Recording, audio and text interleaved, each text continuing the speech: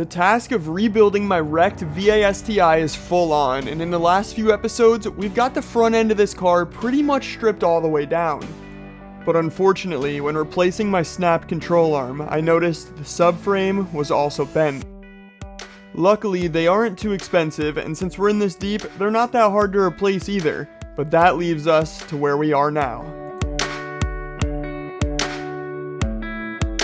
First thing on the to-do list today is to get the bent subframe out of the car so we can get the new one installed.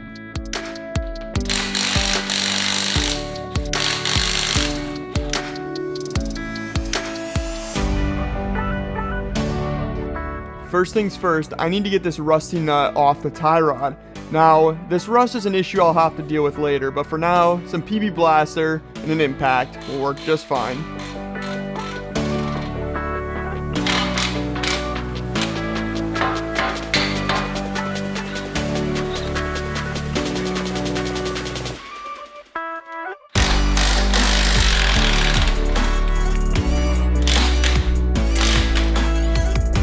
Once all of the suspension components are disconnected, I moved on to the power steering. We need to get the hard lines off the steering rack so we were able to remove it from the subframe.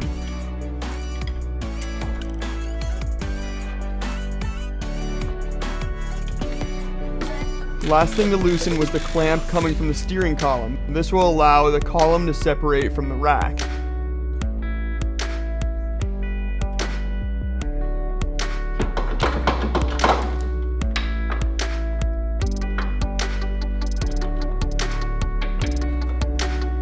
And now with a few more bolts, we can finally get the subframe removed from the chassis.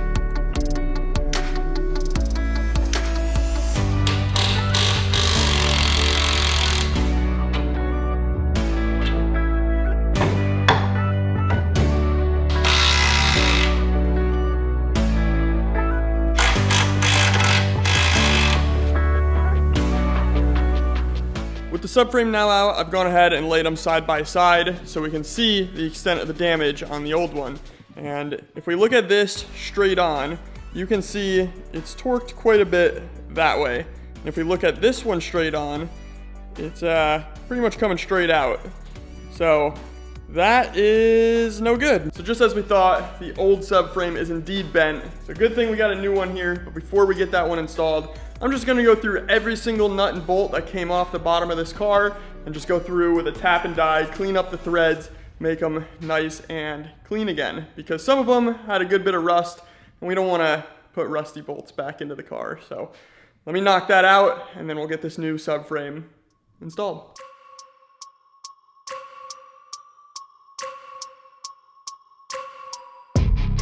Along with cleaning up all the bolts, I also want to go ahead and clean up the chassis, and I used my method of choice, oven cleaner.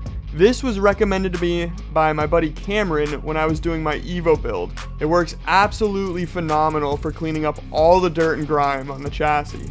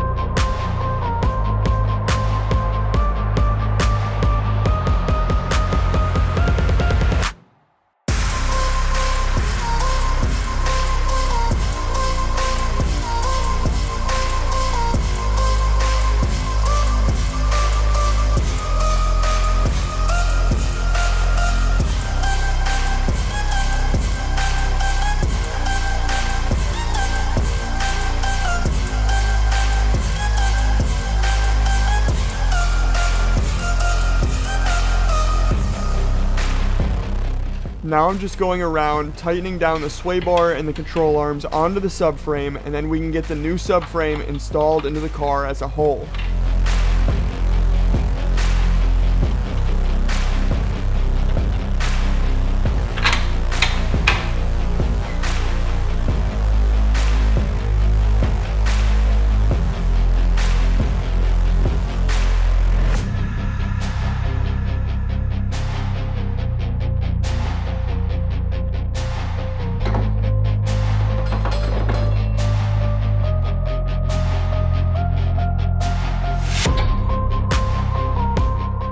The new subframe is now installed along with the steering rack and the new control arm. And the good thing is the new control arm bolted right up, which means nothing is too bent out of whack. Everything lined up. Even the new subframe lined up perfectly, which means the chassis rails are generally in the right spot. And yeah, everything seems straight. So I'm happy about that. Like I said, I think it does need to be pulled just a little bit along with the apron, but shouldn't be anything that the frame shop can't handle. I really like how this is coming together.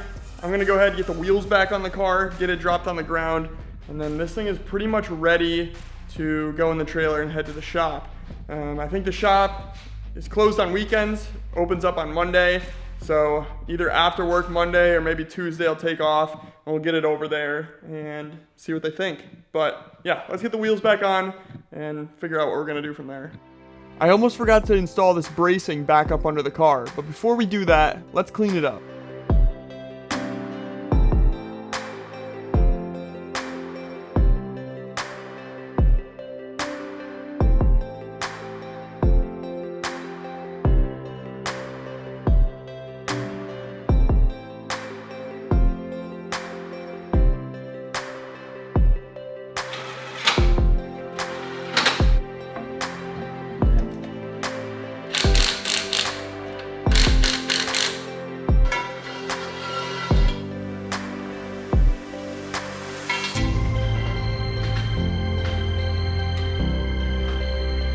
Alrighty, STi is all loaded up and we are gonna be headed to the frame shop tomorrow. And now it's the next day. Car is unloaded off the trailer at the frame shop. Now there is a car on the rack right now, so tomorrow, once that car comes off, we'll get the STi loaded up on there and see if we can get that apron pulled.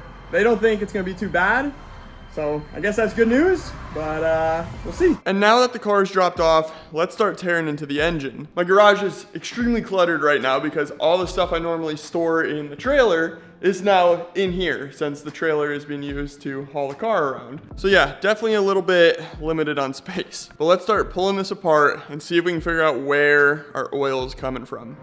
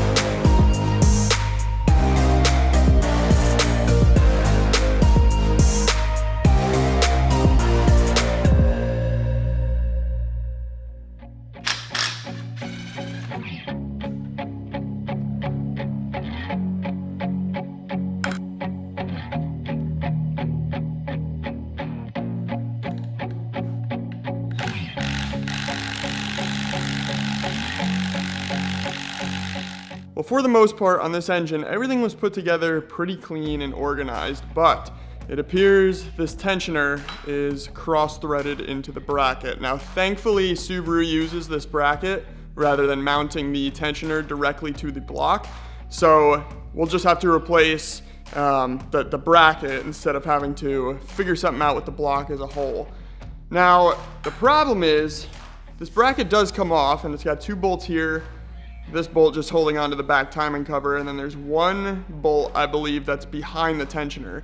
So this does have to come off. However, I've had an impact to it. I've been spinning it by hand.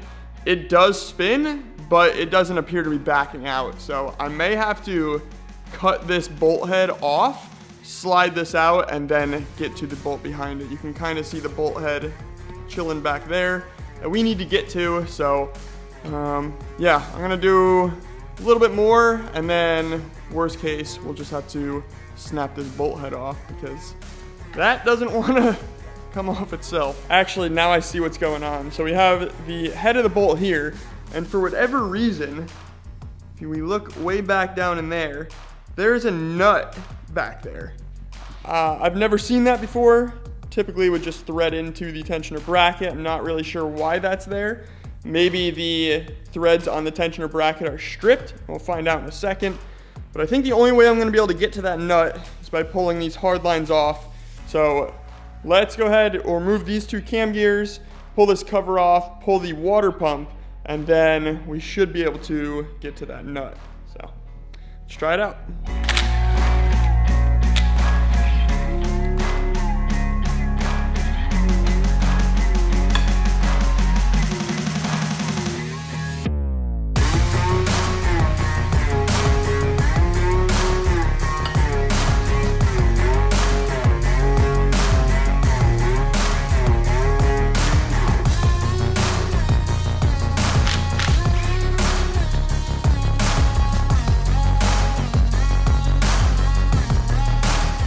Well, the clip of me pulling this out didn't really record, but it does appear that the threads on that bolt are pretty chalked right there.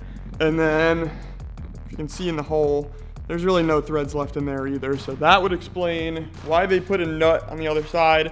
So we'll go ahead, we'll slap a new tensioner, new timing belt kit as a whole, and a new tensioner bracket, and then we won't have any issues.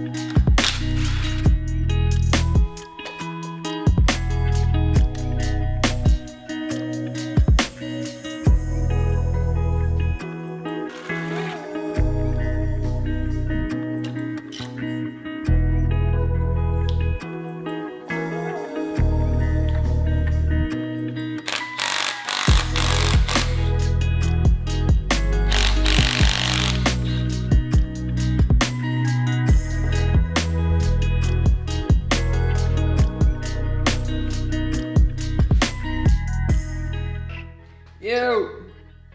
What up, G? If I had a ring issue, a piston ring issue, I'd be able to probably see that in the bore, right? Was it hard? Probably not, honestly. Well, are you talking about the EJ? That's low on compression? Yeah, dude. Look, it looks brand new. Like, it does look nice. The moles look mint. right? So if it's a valve stem issue, you would typically see oil on like either like the valve seat or like in the ports. With the head now removed, I had a look at the top of the pistons from what we can see, along with the cylinder walls, and everything looks honestly flawless. Like, I can't find any issues here. It looks very clean, so pretty happy with that, but I am going to pull the pistons out. We'll do new rings. Now, as far as the head goes over here, I'm going to pull all the valves out, check out all the seals, check out the guides, make sure everything looks good. I am going to be putting new seals in here because I'm hoping and thinking that is our issue, and we're just letting oil in there. But I'm not sure. So we got a lot of figuring out to do. But first thing I'm gonna do is get that head yanked off, do it off camera, because you just watched me do the exact same thing over there. And that way we can get that head surface as well. Might as well do fresh head gaskets all around. And then once we get everything refreshed, this engine should be good to go back in the car. All right, it is the next morning. I got the short block off the stand and sitting on the table, along with the heads. Now with the heads, I decided to wait until we get the valve seals to start tearing these apart, because there's a lot of little parts, and especially the buckets, which are obviously size specific per hole to adjust for valve lash. So those I don't want to tear apart until we get the seals, and that way we can do it as organized as possible. Before the short block, we should be able to get these pistons out, but first we need to get the wrist pins out, which hold the piston to the rod. So we got to get that plug off, and that door off, that door off. And then we should be able to knock the wrist pins out and punch the pistons out. So let's get you on the tripod and get to work pulling this thing apart.